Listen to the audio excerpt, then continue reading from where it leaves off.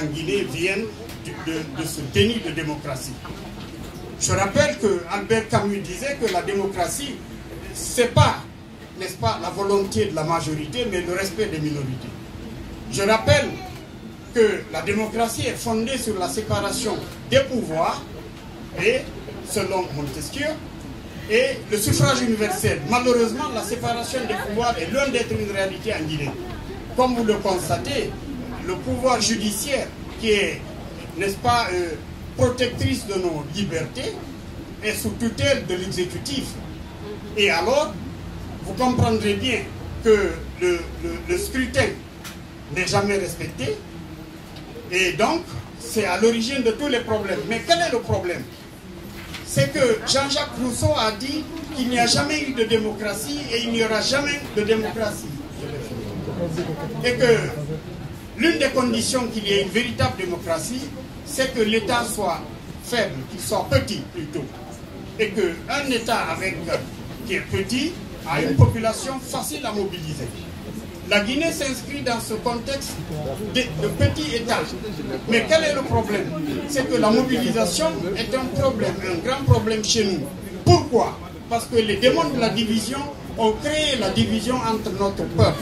Aussi longtemps que nous ne parviendrons pas à mobiliser tous les citoyens de la Guinée en une famille, aussi longtemps que nous ne lèverons pas ensemble pour dire non au système en place, il n'y aura aucun changement. Un parti, si grand soit-il, il ne peut pas apporter le changement en Guinée. J'ai suivi avec intérêt toutes les interventions ici. Il y a des mouvements associatifs dont je loue les compétences et les efforts. Ceux qui nous représentent en Belgique sont louables.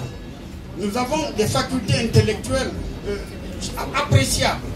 Mais je vous dirais, vous qui êtes ici en Belgique, l'importance que le pays d'accueil nous accordera dépendra du regard qu'il porte sur notre pays d'origine. Or, malheureusement, aujourd'hui, c'est le chaos dans notre pays d'origine. Je voudrais donc que vous transformiez votre énergie de manière à ce que l'unité d'abord soit créée ici en Belgique et que ce modèle soit imprimé en Guinée pour que nous appelions nos parents à resserrer les rangs pour être une famille. Nous devrons intervenir pour dénoncer la démission des cadres guinéens. Parce que la population guinéenne est à 85% malheureusement analphabète. C'est nous qui avons eu la chance d'aller à l'école, qui avons bénéficié des sacrifices de nos parents. C'est nous qui devons éclairer le chemin, n'est-ce pas, de la population guinéenne.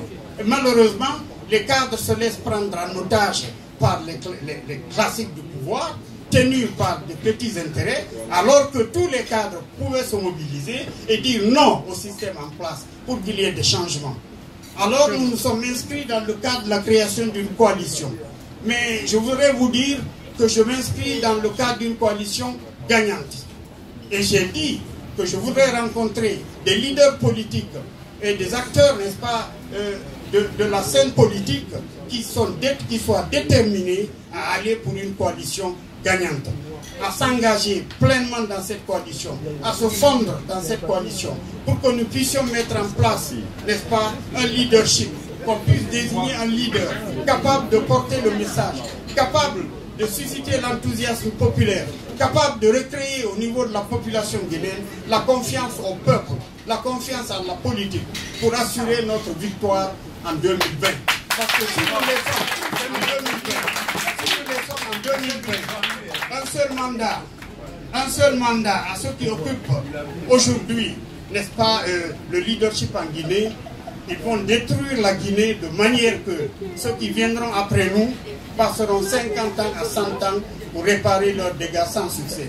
Et je voudrais dire enfin, pour clôturer, je voudrais dire enfin qu'il y a des jeunes vieux et des vieux jeunes. Les jeunes vieux sont tous ceux qui sont en train de soutenir, n'est-ce pas, le mouvement, de soutenir le pouvoir en place, à piller les deniers publics. Ces jeunes-là, nous tournerons leur page avec la page Alpha. Par contre, il y a des vieux qui ont fait montre de probité morale, qui ont assumé leurs fonctions dans la transparence, qui ont tourné le dos à l'argent facile, qui ont refusé la corruption, qui sont restés eux-mêmes. qui sont aujourd'hui un espoir pour ce changement, qui sont prêts à encadrer les jeunes et à les former. Et parce que la lutte dans notre pays est une lutte de titans. Et c'est les tortues qui savent se mordre. Alors à ce niveau, je reste à votre entière disposition. Je serai terminé sans remercier les cadres du mouvement au nom du peuple qui, malgré leur jeunesse, ont la maturité politique et le patriotisme pour faire se rencontrer les éminentes matières grises ici présentes aujourd'hui.